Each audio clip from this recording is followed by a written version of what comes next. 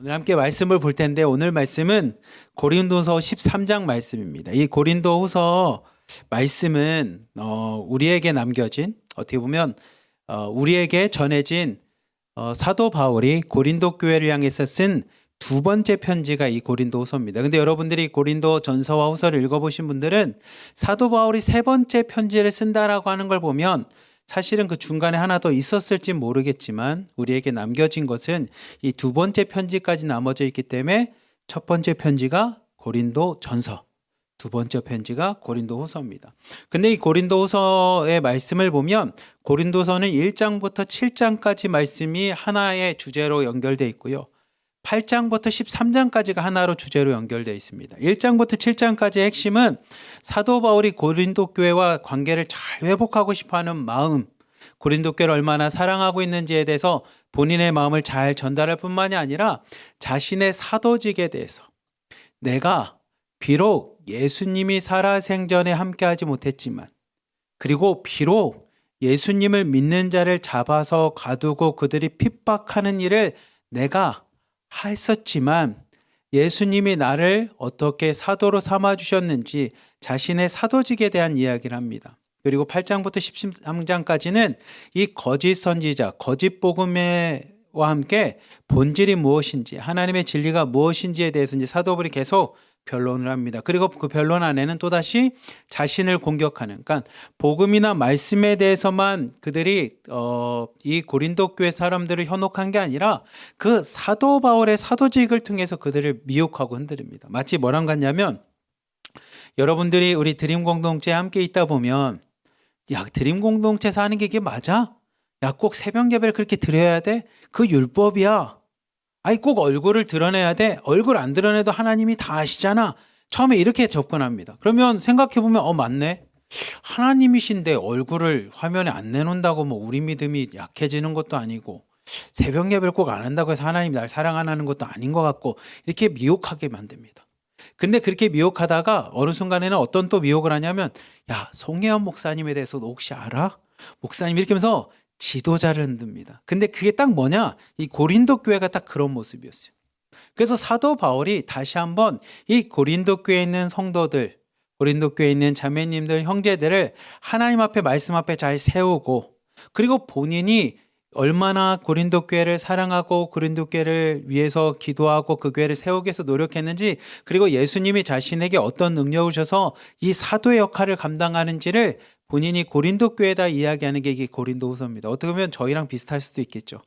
네, 그런 상황 속에서 사도 바울이 그럼 고린도 교회에다가 어떤 얘기를 하는지 함께 좀 오늘 은혜를 나누고 마지막에 이제 고린도 13장을 통해서 여러분에게 드리고 싶은 제목은 이겁니다. 제목을 한번 보시면 믿음의 성도가 되세요. 제 마음입니다. 그리고 사도 바울의 마음입니다.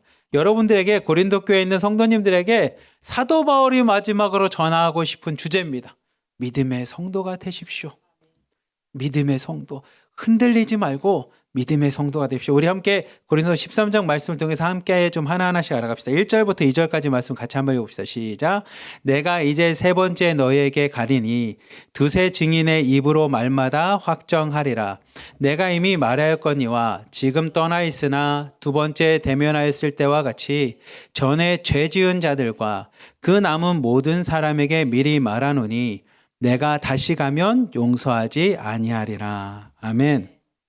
사도 바울은 첫 번째 1절을 통해서 신명기 19장 15절에 있는 것처럼 교회 안에서 어떤 문제가 생기면 그 문제에 대해서 판단할 때 우리에게 어떤 문제가 생겼을 때 한 사람의 말을 듣고 판단하지 말라라는 겁니다. 신명기에 있는 말씀처럼 어떤 문제가 생겼을 때 한 사람의 증인의 말을 듣지 말고 두 사람, 때로는 세 사람의 증인의 이야기를 듣고 그 다음에 판단하라고 이야기하는 만큼 사도 바울이 그 얘기를 합니다. 여러분 안에 문제가 생기면 한 사람 말 듣고 흔들리지 마십시오. 한 사람 말 듣고 정죄하지 마십시오. 한 사람 말만 듣고 판단하지 마십시오. 두세 사람의 이야기를 듣고 난 후에 천천히 판단하십시오. 근데 그 이야기는 그냥 두세 사람을 꼭 들으십시오라는 뜻도 있지만 다른 말로 하면 교회 안에 공정하게 치리하라는 뜻입니다. 공정하게. 한두 사람의 정치적인 이유 아니면 정치질하는 사람 때문에 아니면 이 말하는 사람 때문에 교회가 흔들리지 않게끔 두 사람, 세 사람의 증인의 이야기를 듣고 판단하라고 하는 이야기를 합니다. 근데 사도 바울이 저는 이 말씀을 보면서 무슨 생각을 하게 되냐면 사도 바울은 은혜에 대해서 참 많이 이야기한 사람이 사도 바울이거든요. 그래서 사도 바울은 여러분들이 사도 바울이 쓴 서신을 다 읽어보면 로마서를 비롯해서 수많은 거 보면 행위로 구원받는 게 아니라 은혜로 구원받는 이야기를 합니다. 왜냐하면 자신이 구원받은 걸 보니 내가 다메섹에서 예수님을 만날 수 있었던 은혜는 내 행위 때문이냐? 아니에요. 나는 여러분 알지 않습니까? 죄인 중에 괴수였던 사람, 내가 예수님을 핍박하고 예수님을 믿는 사람을 잡아 가두기 위해서 이런 일까지 했던 사람이 저 아닙니까? 근데 그런 저를 하나님의 자녀 삼아주셨고 이방인들을 위한 사도로 부름받으셨는데 그거는 제 행위로 가능한 겁니까? 아니요. 여러분도 알잖아요. 여러분도 제 과거 아시잖아요. 제가 어떻게 살았는지 잘 아시잖아요. 보십시오. 그랬던 저도 하나님이 자녀 삼아주셨는데 그거는 어떤 겁니까? 행위가 아니라 은혜입니다. 우리가 구원받는 거 그래서 은혜입니다라고 하는 은혜를 강조하고 은혜에 대한 구원을 가장 많이 신학적으로 이야기하는 사람이 사도 바울입니다. 근데 여러분들이 사도 바울의 서신을 쭉 읽어보면 사도 바울은 은혜만을 강조하지 않습니다. 은혜로 끝나지 않습니다. 뭐까지 나가냐? 은혜 뒤에 있을 하나님의 공의에 대한 이야기가 있습니다. 참 무서운 이야기이기도 하고 무거운 주제이기도 합니다. 하나님이 우리를 사랑하시고 우리가 어떤 잘못을 해도 용서해 주시고 우리가 마지막에 막 살다가 죽어도 그냥 천국으로 인도해 주시면 너무 좋죠. 우리 입장에선 그것만큼 좋은 게 어디 있습니까? 진짜 최고의 은혜입니다라고 말할지 모르지만 성경은 은혜와 함께 꼭 따라다니는 하나의 단어가 있습니다. 그건 뭐냐면 공의입니다. 하나님의 심판이 있습니다. 사도 바울은 둘 중에 하나만을 강조하지 않습니다. 사도 바울은 은혜를 강조할 뿐만 아니라 하나님의 심판인 공의에 대한 부분도 강조합니다. 저는 그거는 오늘 우리 공동체에 매우 중요한 주제라고 생각합니다. 여러분들에게 우리 하나로 드림 공동체가 교회가 은혜를 베풀죠. 사랑을 베풀죠. 여러분들이 실수하거나 잘못하거나 속이거나 뭐래도 괜찮습니다. 함께 기도합시다라고 은혜를 베풀지만 그 안에는 또 다른 게 꼭 있습니다. 그건 뭐냐? 공의라는 건 있습니다. 죄와 악과 잘못과 그 다음에 우리가 세상적으로 이야기했던 죄악된 것들은 하나님 안에서 꼭 공의, 심판받을 수밖에 없는 겁니다. 사도 바울은 사실 그 얘기를 하고 있어요. 앞부분에 계속 은혜에 대한 이야기를 했지만 마지막에 사도 바울이 1절, 2절 통해서 이야기하는 건 그겁니다. 제가 다시 여러분에게 갔을 때 여러분에게 간다면 여러분 가운데 전에 죄 지은 자들 2절 말씀 한 번만 띄워주십시오. 전에 죄 지었던 자들 내가 다시 가면 용서하지 않는다라는 겁니다. 내가 다시는 그 죄에 대해서 용서하지 않겠다라고 하는 이야기를 합니다. 그 얘기는 사도 바울에게 은혜가 없고 사랑이 없어서가 아니라 기독교에서 중요한 이 성경 안에는 하나님이 우리를 사랑하셨다라는 것도 진리고 참이지만 마지막 때 하나님이 심판하신다라는 것도 분명한 진리고 참이라는 겁니다. 우리 안에는 하나님의 은혜가 있지만 공동체 안에 은혜와 사랑만 있는 게 아니라 공동체 안에 지켜야 될 공의와 진리와 질서라는 게 있다는 겁니다. 그 질서가 있기에 공의가 있기에 은혜가 빛이 나는 겁니다. 그 질서가 있고 공의가 있고 하나님 앞에 구원이라고 하는 하나님의 은혜가 있기에 우리 공동체가 잘 이어나가는 것처럼 사도 바울은 그 얘기를 하고 있습니다. 공동체 안에는 하나님의 은혜와 함께 공의가 따른다는 겁니다. 그래서 사도 바울은 내가 다시 갈 때 너희 가운데 죄 지은 자를 내가 용서하지 않겠다라는 이야기를 통해 사도 바울은 그 사람을 처형하고 싶은 마음보다 공동체를 세우고 싶어하는 마음입니다. 교회를 세우고 싶은 마음입니다. 여러분 안에서도 사실 우리가 생각해 보면 누군가가 계속 거짓말을 해요. 누군가가 다른 사람을 속입니다. 때로는 여러분 가운데 누군가가 다른 사람의 돈을 훔친다든지 아니면 뭔가 문제를 해서 질서를 계속 깬다면 그 사람을 또 용서하는 것만이 그 사람도 살고 공동체가 사는 일이냐? 그렇지 않습니다. 그 사람한테 회개할 수 있는 공의가 필요합니다. 그 사람에게선 죄를 떠날 수 있는 하나님의 심판이 필요합니다. 그것에서 떠날 수 있는 진리가 필요한 것처럼 사도 바울이 그 얘기를 합니다. 내가 다시 여러분에게 갈 때 전에 죄 지은 사람을 내가 용서하지 않겠습니다. 그것은 내가 교회와 공동체를 다시 지키겠습니다. 교회와 공동체가 질서 안에서 진리 안에서 그리고 그곳에 있는 영혼과 사람들을 내가 지키겠습니다라고 하는 사도 바울의 강한 다짐입니다. 이어서 3절 4절 말씀 같이 한번 읽어봅시다. 시작. 이는 그리스도께서 내 안에서 말씀하시는 증거를 너희가 구함이니 그는 너희에 대하여 약하지 않고 도리어 너희 안에서 강하시니라. 그리스도께서 약하심으로 십자가에 못 박히셨으나 하나님의 능력으로 살아계시니 우리도 그 안에서 약하나 너희에게 대하여 하나님의 능력으로 그와 함께 살리라. 아멘. 거짓 선지자들이 사도 바울의 연약함을 가지고 계속적으로 추궁을 합니다. 야, 사도 바울을 봐라. 그의 몸이나 육체나 모습을 봐라. 어떻게 하나님의 사도가 저럴 수 있어? 하나님이 전지전능하시고 능력이 대단하시고 사랑이 많으시고 모든 것을 하실 수 있는 하나님이 저 사도 바울의 모습을 봐봐. 저런 신체적으로 외적인 모습 보면 그렇게 연약하게 놔둘 수 있겠어? 사도 바울은 하나님의 사도가 아니야. 그가 했던 일을 보십시오라고 하면서 이 사도 바울의 사도직과 함께 사도 바울의 연약함을 계속 건듭니다. 사도 바울이 그 얘기를 하는 거예요. 3절에 보면 너희가 구하는 거 너희들이 내 안에 말씀으로 증거하는데 너희가 진짜 내 안에 그리스도 예수님이 계셔서 내가 그 예수님의 능력을 갖고 말하는지 너희들이 그 말하는 증거를 원하지 않느냐라는 겁니다. 그렇지만 나는 여러분에서 약합니다. 하지만 나는 약하더라도 여러분 안에서 예수님이 약하셔서 십자가를 지셨지만 육체적으로 연약해서 십자가에서 죽으셨지만 그 안에 하나님의 능력이 나타난 것처럼 우리 역시도 마찬가지입니다. 저 역시도 마찬가지입니다. 육체적으로 세상적으로 보면 사실 별것도 아니고 약하고 보기에 대단하지 않는 거 맞습니다. 우리가 뭐 학문이 대단합니까? 세상적으로 돈이 많습니까? 능력이 대단합니까? 육체적으로 막 뛰어납니까? 그런 것도 아닙니다. 그렇다고 언변이 좋아서 여러분들이 저희 얘기 들을 때마다 막 팍팍 쓰러지고 몇천 명이 막 회개하고 변화됩니까? 아니, 그런 것도 아니지 않습니까? 하지만 예수님께서 육체적으로 연약하시셔서 육체적으로는 연약해서 십자가에 달려 죽으셨지만 그 예수님 안에 하나님의 능력이 나타나서 우리에게 구원을 주신 것처럼 우리 역시도 마찬가지라는 겁니다. 세상적으로 보면 사도 바울이 나 참 연약한 존재입니다. 맞습니다. 하지만 그 예수 그리스도가 내 안에 계시기에 예수 그리스도 안에 계신 하나님 영이 내 안에 있기에 여러분도 그 능력 안에서 살아나길 원합니다. 그래서 4절 말씀과 같이 하나님의 능력으로 그와 함께 사는 것이 우리에게 주어진 삶이라는 겁니다.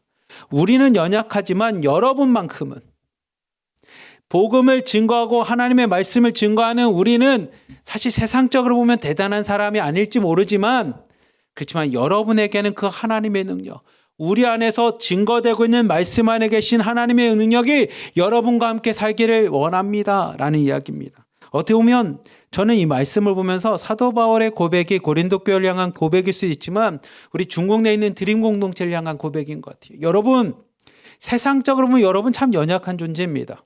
그러니 여러분 신분증이 없어서 공안 때문에 흔들리지 않습니까? 여러분 신분증이 없어서 무슨 문제가만 있으면 벌벌 떠는 거 아닙니까? 당연한 겁니다. 왜냐하면 우리는 연약한 그런 지금 상황입니다. 존재입니다. 하지만 사도 바울이 이야기합니다. 맞습니다. 육체적으로는 연약하지만 그 연약한 우리 안에 하나님의 능력이 있습니다. 우리 안에 예수 그리스도가 계십니다. 그분이 살아계시기에 우리에게는 하나님의 능력으로 살아가는 존재입니다. 그 얘기를 하는 겁니다. 여러분, 세상적으로 연약하다고 해서 좌절하지 마십시오.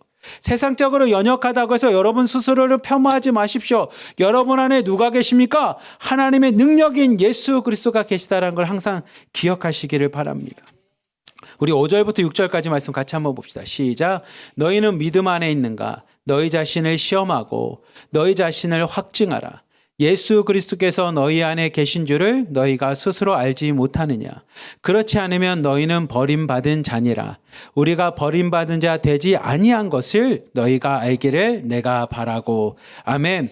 그래서 사도 바울이 이야기합니다. 그러면 우리 안에 예수님 안에서 함께 하셨던 하나님의 능력이 우리 안에도 함께 그 하나님의 능력으로 살아갈 수 있는 길은 뭡니까? 5절 말씀처럼 믿음으로 사는 겁니다. 믿음. 너 안에 믿음이 있는가를 스스로 시험하고 스스로가 확증하라는 겁니다.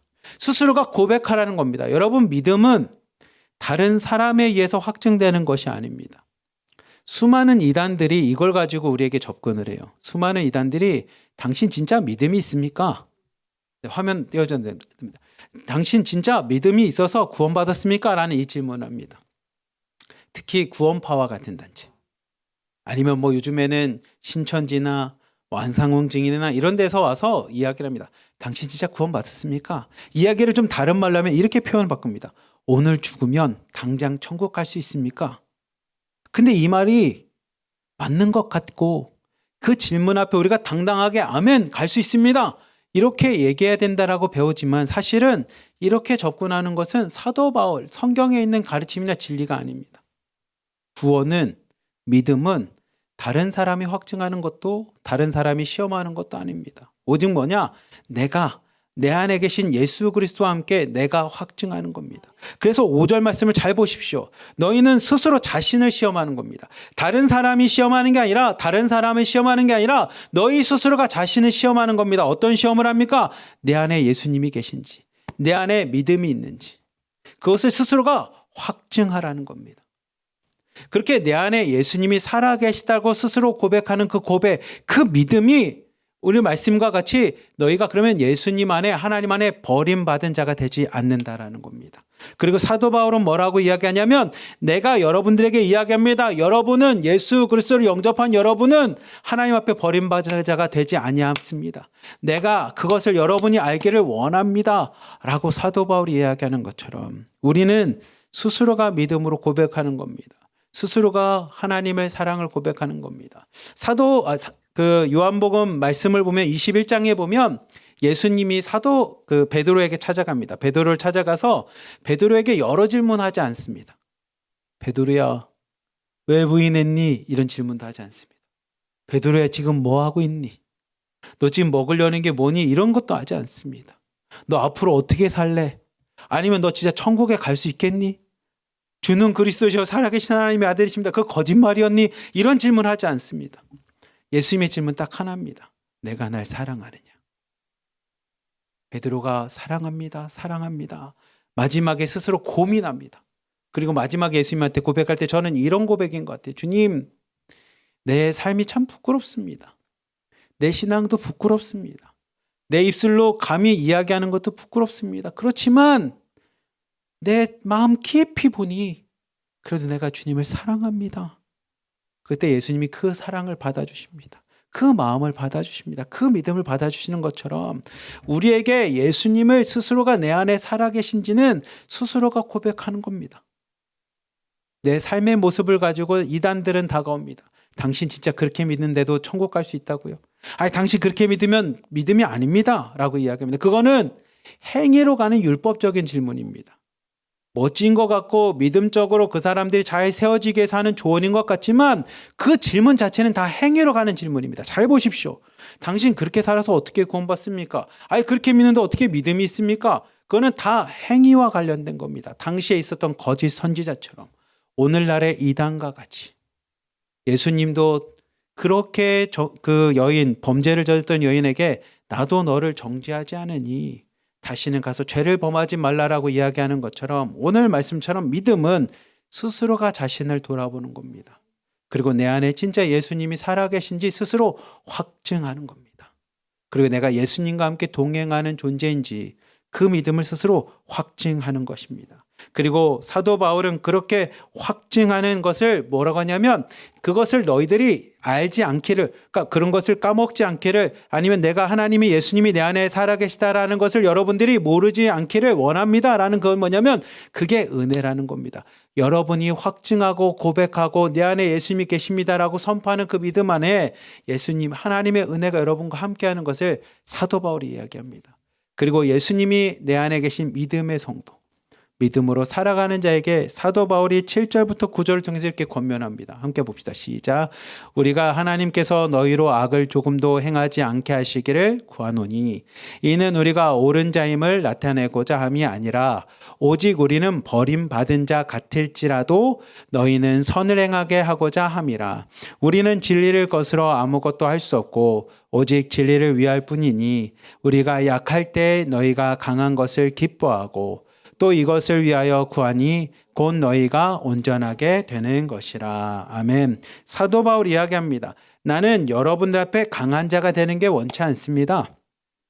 거짓 선지자들 같이 여러분들 앞에 권리를 갖고 힘을 갖고 권력을 갖고 여러분들을 좌우지하고 그런 자 되고 싶지 않습니다. 나는 약한 자가 돼도 됩니다. 나는 예수님처럼 여러분이 우리를 밟고 일어서도 좋습니다. 다만 여러분들이 그 하나님의 믿음, 우리가 전해준 예수 그리스도를 통해서 여러분 스스로가 하나님 앞에 선한 자로 세워줄 수 있다면, 여러분들이 하나님의 백성으로 하나님의 자매로 하나님의 자녀로 잘 세워줄 수 있다면 우리는 연약한 자가 돼도 됩니다. 나는 거짓 선지자들이 이야기하는 것처럼 그렇게 폄하받거나 그렇게 손가락질 당하거나 그렇게 욕먹어도 저는 괜찮습니다.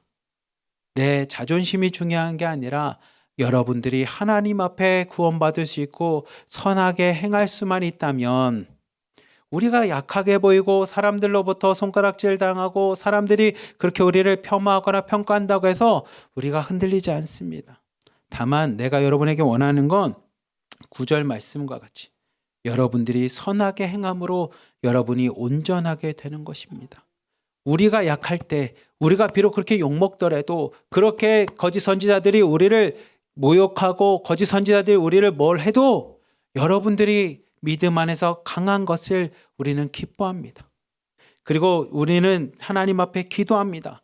여러분들이 하나님 안에서 온전한 자, 선을 행함으로 온전한 자가 되는 것을 우리가 가장 원합니다. 여러분, 한국 내에서는 우리가 어떤 단체입니다, 이런 거 중요치 않습니다.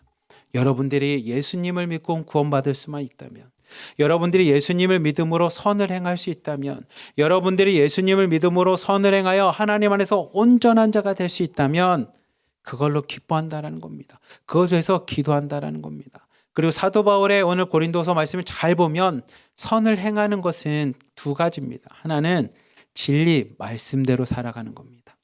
우리가 진리를 떠나서 살 수 있습니까? 아닙니다. 우리가 선을 행하는 방법은 그냥 어려운 사람 도와주는 거, 착한 일을 하는 거, 그게 아니고, 그것도 선한 일이지만 성경에서 말하는 선은 하나님의 말씀대로 살아가는 겁니다. 하나님의 의, 하나님의 옳음대로 살아가기 위해 하나님의 진리대로 살아가는 삶입니다. 그리고 사도 바울이 하나 더 이야기하는 건 뭐냐? 교회 공동체를 세우는 일입니다. 여러분들이 선을 행한다라는 것은 내가 오늘도 말씀 가운데 온전히 서 있는 거고, 내가 속해 있는 공동체, 교회를 세우는 일인 겁니다. 그렇게 선을 행하십시오. 그리고 여러분들이 선을 행함으로 여러분이 하나님 안에서, 하나님 앞에서 온전해지십시오. 이게 오늘 사도 바울이 우리에게 주는 말씀입니다. 그리고 그렇게 행하는 자들에게 사도 바울이 마지막으로 축복의 기도를 전합니다. 우리 11절부터 13절까지 말씀 같이 한번 봅시다. 시작. 마지막으로 말하노니 형제들아 기뻐하라. 온전하게 되며 위로를 받으며 마음을 같이하며 평안할지어다. 또 사랑과 평강의 하나님이 너희와 함께 계시리라. 거룩하게 입맞춤으로 서로 문안하라. 모든 성도가 너희에게 문안하느니라. 주 예수 그리스도의 은혜와 하나님의 사랑과 성령의 교통하심이 너희 무리와 함께 있을지어다. 아멘. 사도 바울이 이야기합니다. 그렇게 선을 행하고 하나님 안에서 온전한 자 여러분 기뻐하십시오. 그리고 온전한 삶을 통해서 하나님의 위로를 받으십시오. 그리고 여러분들이 온전하게 함으로 여러분 공동체, 여러분이 속해 있는 교회가 다 하나님 안에서 평안할 겁니다. 하나님이 여러분과 함께 함으로 여러분 서로에게 무난하며 기뻐하며 서로를 잘 돌보십시오. 그리고 마지막 13절 말씀처럼 예수님의 은혜가, 하나님의 사랑이, 성령의 교통하심이 여러분 공동체, 우리 드림 공동체 1호방부터 7호방까지 여러분과 함께 있기를 원합니다 라는 걸로 고린도서 13장이 마치게 됩니다. 우리 사랑하는 하나로 드림교회 성도님들, 드림 공동체 자매님들, 오늘 말씀을 마음에 새기십시오. 그리고 하나님 안에서 온전한 자, 그 말을 제가 좀 쉽게 주제로 한다면 믿음의 성도가 되십시오. 여러분 안에 예수 그리스도가 계신지, 여러분 예수 그리스도와 함께 살고 있는지 스스로 돌아보며 스스로의 입술을 가지고 믿음을 갖고 고백할 수 있는 믿음의 성도님들 다 되시기를 주님의 이름으로 간절히 기도하며 축복합니다. 아멘. 오늘 나눔 질문입니다. 한 3가지인데요. 나는 마음으로 예수 그리스도를 믿고 있는지, 그리고 예수님께서 내 안에 계신지를 나눕시다. 두 번째, 나는 공동체를 세우는 사람인지를 스스로 돌아보고요. 그렇다면 성령 안에서 믿음으로 하나 된 공동체가 되기 위해 나는 무엇을 해야 될지, 어떤 것을 해야 될지 우리 함께 방에 흩어져서 나눔하도록 하겠습니다.